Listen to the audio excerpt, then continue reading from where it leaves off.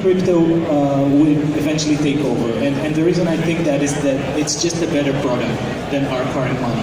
It has more features, you can do more things with it, you can still use it as regular money. So if I want to use you as a bank, so I would pay you to keep my crypto, I can go back and do that, but I can keep it myself. So it's an extra feature. I can choose to use it or not use it. So crypto is just a better product.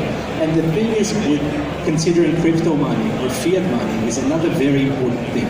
When you look at these ICOs and the token generations that are creating now, suddenly you start hearing people asking questions like, how many tokens are going to be created in total? How are tokens created? How are they earned?